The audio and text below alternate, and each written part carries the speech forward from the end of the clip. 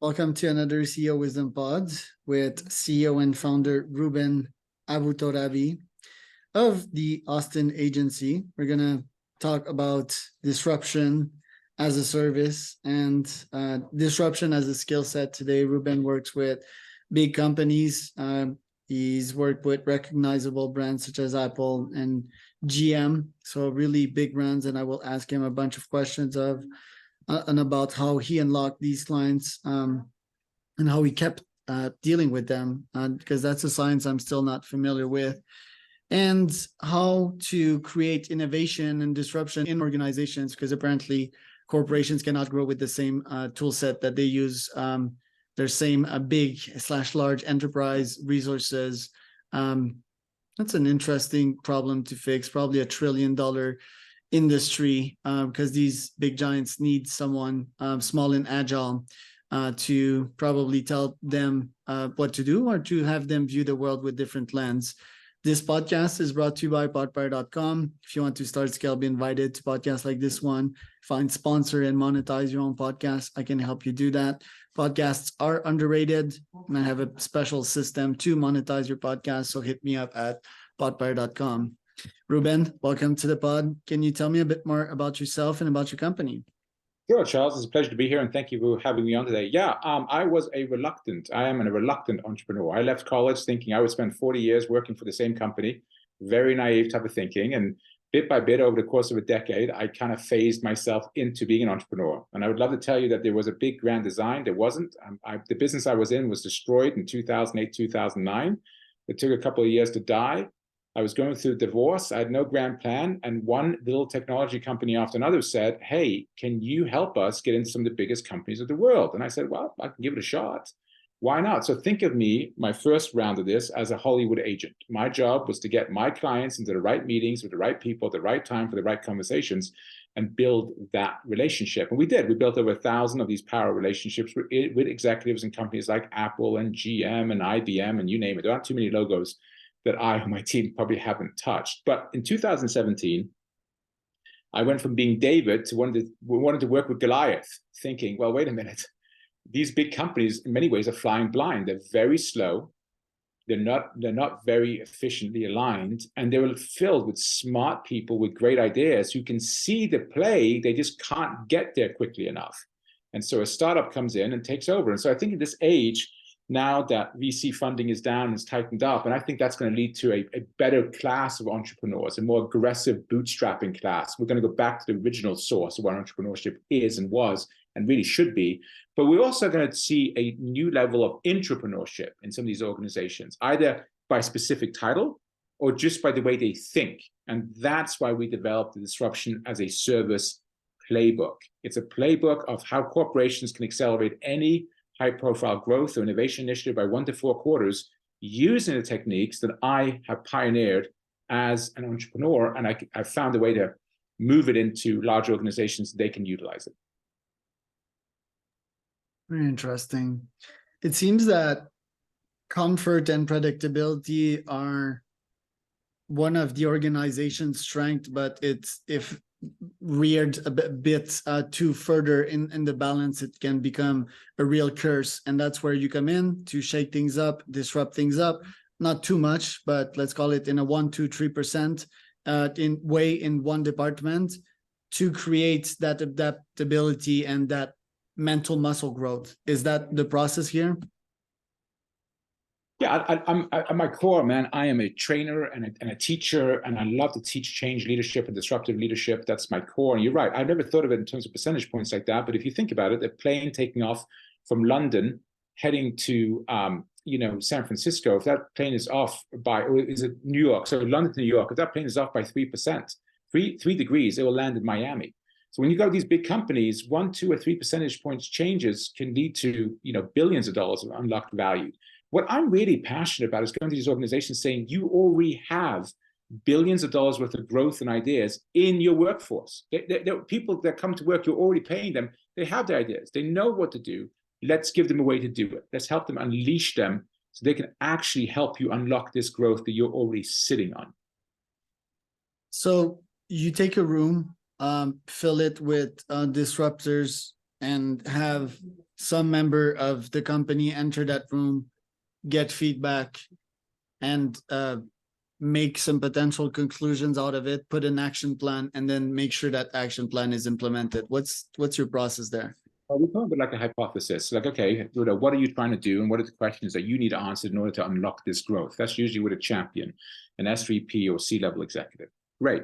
Then we ask them to identify 5 or 6 or 7 change leaders in their organizations or up-and-coming leaders in their organizations who could have valuable insights to the process. Great. We collect them. We build a red team. Then we go find decision makers from the target market. So think of it as like Shark Tank, right? This is a Shark Tank where, like, in the course of one day, this is rapid fire pitching, not presentation. This is live with actual decision makers and the target market with budgets. You get immediate feedback, immediate scoring, immediate pivots. I mean, you're moving at lightning speed. Even by startup standards, you're moving at lightning speed. I would argue you can go head to head with any startup. You know, Charles, an executive, a GM at a Fortune 500 company once told me, he said, we build, if you look at the building products, we build at the same rate a startup builds up. The difference is they can align to market in 2 months, which it takes us 9 to 12 months. The difference is it's not in the build per se, because there's also a lot of benefits that big companies have. They have brands, distribution channels, budgets, right? So if you can take the best of the startup world with their existing assets, you can really create some magic. And how do you quantify your impact in these businesses? A lot of different ways. Number one, it has to be a growth or an innovation related project. Our guarantee as an organization is we'll accelerate any project by 1 to 4 quarters. So it's really quick, easy for somebody to run an ROI on that. You can just look at your own numbers and say, we could save 3 quarters. What would that save us? What advantages would we get from that alone? Not to mention the upside of getting to the market earlier and capturing market share. But we also developed a buyer intent matrix, which is a scorecard that we have. So you can run that scorecard internally to see how your different divisions are aligned or not aligned. You compare it against the scoring you get in the marketplace. So instead of getting a thick report, right, 2 inches of here's where you should go, but you have no clue how to implement it or scale it or execute it. Here's a 1-pager. You can tell in 1 page exactly, based on feedback from the marketplace, exactly where your problems are, where your opportunities are, and what you should be focused on. Right. When do you see resistance in these big organizations? You just come in and it's full of obstacle and the wheels are spinning in the mud. When does that happen, in what scenario specifically, and what do you do to fix that lack of growth and movement?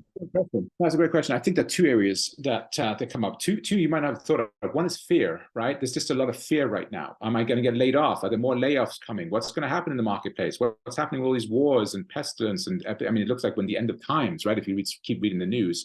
So there's a lot of endemic fear all around us. That's the first thing you have to cut through. You have to do that by creating a different vision. Yes, I know there's a lot of fear, but this could also be your best time, right? Why can't you go take advantage of opportunities that wouldn't be present? Like an example being, a lot of people have been laid off. You might have an opportunity to go build a dream team that you wouldn't have been able to build 1 or 2 or 3 years ago because those people weren't available. That's just an example, right? The second one is, I think, innovation or change fatigue. People are just tired of the slogans. Everything takes forever. And that's why every one of our sprints, every one of our projects, we only run them in 4 to 6 weeks. 8 weeks would be a really long engagement for us. It's because you want to hold people's attention span for a really small period of time, have a massive amount of impact, and then release them back into doing what they do on a day-to-day basis. Right. Okay. Sometimes are there detractors of the project, people you're working with, and they're just not cooperative, or they tell you yes and they don't do anything? And in these cases, what do you do to solve that one? Well, you got 2 things you got to do. Number one, it's a high-profile project, and it's an honor to be invited. So it's usually somebody on a leadership track. If you're a senior manager or director, you're going to have exposure to an SVP or C-level. So you're under a scrutiny. Number 2, I welcome cynics. I don't fight cynics. If you're a cynic, you're welcome at the table. But the rule is that if a decision maker in the marketplace or decision makers in the marketplace come back with opinions and scoring, that's the final authority. It's not your opinion versus one of your teammates' opinion. It's what the decision makers, the actual buyers, the actual people in the marketplace making the decisions relevant to your organization. Whatever they say at the end of the day goes. And so we welcome cynics. I have no problem with cynics. I think that's a valuable skill set. Sometimes it gets overused. That's the only problem. It's like a defense or a default mechanism. that we have to overcome. But when you put people in the room and they start really seeing that, wait a minute, we are moving faster than we ever had. We are getting insights we never had. We are getting access to people we never thought we'd be able to, back to back to back. That tends to melt away a lot of cynicism and skepticism. Right, and results most importantly. So if you can implement the solution at hand quickly and measure these results almost immediately, which is incredibly hard in a corporate context, but if you do and you have the pure data that it works, then yeah, that's easy to convince a cynic. And I also see value in cynics, or sometimes we call them haters, right? And when it comes to social medias and all of that, you take down the note, right? You don't respond because that would fuel their little ugly evil fire. But you take a note, and eventually you find an action to potentially fix what they thought was not optimal. So that's how I view it. And obviously, sometimes you just discard it because it's pure bullshit. I want to ask, how do you unlock these clients at that level when it comes to having Apple as a client? It feels that it's really about interpersonal relationships, and it's not something that can scale, for example, with my cold email AI outreach campaigns. So how do you get these clients, and how do you get re-invited back again and again at the table? Absolutely. It's well, first of all, referral business is always the best business. I mean, that is always the best business. If you get referred into a scenario, you're coming with trust and credibility and preferential treatment. So referral business is always the best. If you don't have that, I don't mind reaching out to people cold. First, you have to establish credibility, then you have to establish trust, and you have to also show them you're not a threat, right? I'm not here to take your job in any way. I'm here to help you increase your impact and influence and get you wins. And by increasing the value for you, hopefully there are more projects we can do together down the road, and we can have a long-term relationship that transcends your existing company. We could work together 3 or 4 different companies, but it's trust and credibility, which is another reason why I like our model, my friend, because it's only about 6 weeks, 6 to 8 weeks, right? It's real quick, and our pricing is priced in such a way to establish trust and credibility. We're not going to put anyone in an awkward position where they walk into their quarterly ops review, and if it didn't work out for whatever reason, they're embarrassed. We're not in the embarrassment business. We're in the results business. Love it. You've been in the business for quite some time now. If I look at your LinkedIn profile here, it says 11 years. What challenges have you faced? Because you've been part of tumultuous times, to say the least. And how did you resolve these problems as the CEO and the business owner? Well, when you're first starting out, and I would say any CEO is always dealing with a resource deficiency, right? Because there are always more great ideas than there is money or time or personnel. So you always have that issue you have to deal with, and prioritization or ruthless prioritization. And sometimes, my friend, it's not been like this. Growth can go up and down. It's been a hockey stick moment. I've had to recommit to the business on a number of occasions. In 2017, when we switched from the Hollywood agent model into, hey, we're going to work with big companies and basically become an outsourced creative growth lab, a creative innovation lab for these big companies, so they can come and play around and break glass in a safe way that doesn't cost them time, money, or reputation. That took a while as well. One of the biggest things that actually worked against us for a while was that people were doing so well and they were making so much money in the last 10 years, for lack of a better term, they were fat and happy, that there wasn't a huge motivation to go out and try new things. But with AI and recession and layoffs, all of a sudden, there's a much more open climate to how do we do more with less. Well, who knows how to do more with less better than anyone else? It's entrepreneurs, successful entrepreneurs. I mean, we're masters at stretching a dollar. We're masters at finding resources. We're masters at building teams and putting together winning coalitions. Those are skills that are transferable and I think timely. Because you look at an organization, Charles, and they say, well, okay, we're going to fire 10 to 20% of your colleagues, your workforce. You have to do more with less. Well, no one's trained people to do more with less. How do you do more with less? How do you become more efficient? Some of it, I'm sure, is innate. Some of it you can figure out on your own, but some of it you actually need practical training on how to reposition your folks to thrive in this season. And that's really my goal, is when they see storms coming in, it's not to get afraid. It's to say, wow, what opportunities can we take advantage of? And I see a huge tsunami coming, which is AI. And I feel that the best CEOs of large companies absolutely know that it's coming, and most of them would harvest some healthy form of fear. I think there's a huge opportunity in just reaching out to these businesses and training them on how to use AI tools like GPT, and it can be as simple as suggesting use cases for each position in a company, charge per employee. So that's the gold mine part. Let's say charge $500 a head and have them all on a Zoom call on a monthly basis. Tell them to introduce GPT in that use case and how to use it. That's a human factor, accountability, empathy, and coaching them through the use of ChatGPT and so forth. And yeah, like for the employees at $500 a head, that's like 20K right there. So what do you think about that potential use case and that AI disruption in large companies? I think it's something that probably people could ride for 2 to 4 years. For 2 to 4 years, it could be very relevant consulting. I think AI is just the latest wave. You've been around for a while, so have I. It's just the latest wave. It won't be the last wave. Quantum computing, space exploration. So for me, it's more about the permanent mindset that now says, okay, we're not going to fear AI. How do we get ahead of it? How do we use it? How do we utilize it to create more value? And ultimately, what I want to see happen is create more jobs. I actually want to see organizations create well-paying, great jobs based on organizations that are growing and thriving. Love it. In your case, how much do you charge the companies that you work with? Are we talking about 50K contracts per year? And how many clients can you handle at the same time? At any given time, we can easily handle 10 to 25 clients, just depending on how big the projects are. I don't discuss pricing because that's on a case-by-case basis, but we are in the, for me to come in and do a training day, I'll tell you that, for me to come in and do a training day on disruption as a service, plus actually run exercises for a whole day, it's a workshop that is bar anything anyone's ever seen. It'll blow their mind. That's called Instant Breakthrough. I charge $25,000 to $35,000 for that, but most of our projects are 6-figure projects. They require you to step in and be physically there? Or can you do these on a Zoom call?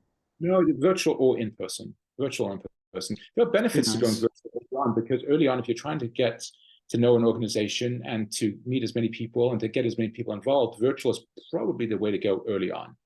Okay. And then deepen the relationship, and you have counterparts and specialized teams. Meeting in person has definitely advantages. You have more of a mixed model. And you charge a package because you don't want to complicate their lives and do the math of per employee. Do you recommend charging per employee, or do you recommend just a package and say, oh, I can coach up to 25 of your employee?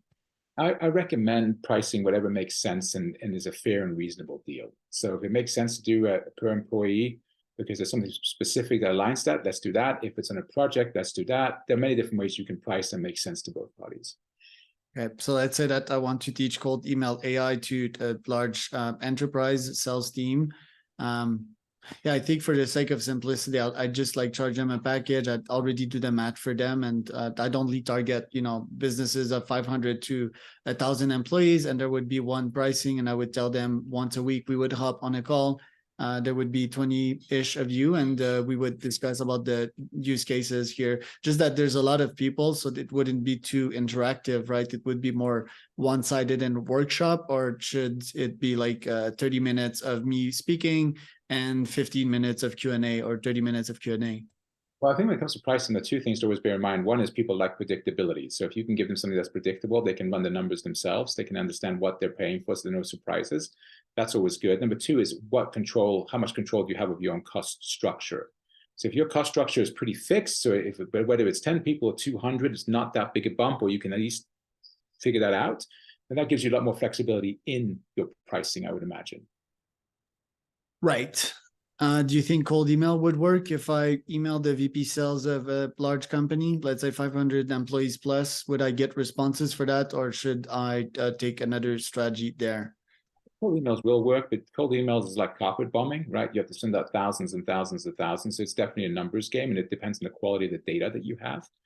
And it also depends a little bit on people's timing. I think the timing of AI could be really, really good. So yeah, I think definitely cold email can get some traction. But I also would encourage you, it sounds like you have a big network, is to reach out to folks in your network and say, can you think of 1 or 2 folks that might have an interest in learning more about this? Yeah. And see if you can organically develop some at least an initial customer base. Right. I have the podcast for that. So I have the Sales Wisdom Pod, and I just invite a bunch of VP sales of very big companies, and they can only say yes, because it's like too much good of an offer. It's like free visibility and it's fun. It's like a day at the spa, an interview, if well done, that is. I also do the same with CMOs. And yeah, CFOs, I have the CFO pod and so forth. So yeah, good advice there. And I have a back-end funnel on top of that. So once I interview them, I subscribe them to my paid newsletter for free. And then I throw up some remarketing their way just to tell them about what I do. Because during the pod, I don't necessarily have the time to tell them what I do. It's mostly about them. And after they see my content, what strategies do you use on your end? Is it like LinkedIn content? Is it showing up at events? Like what do you do to close your deals? Well, for me, to get exposure, I have a podcast called Courageous Decisions, where I talk to senior executives about hard decisions that they made in their careers and how they made them and so forth and so on. It's been a great success. I host the Change Leader Network once a month, where I bring in guest speakers, high executives. We got the president of Comcast Corporation coming in to talk to our leaders. It's an exclusive invite-only event. Word of mouth, some cold outreach, but those are generally speaking. If you have exposure and you have a clear value proposition and your timing is right, it tends to work itself out. But I'm a big believer in creating value for others. If you create value for others and you don't have an accounting mentality, we're like, I did this for you, so now you owe me anything. You don't owe me anything. We're just creating value for each other. It is funny how value has a way of finding its way back to you. Karma.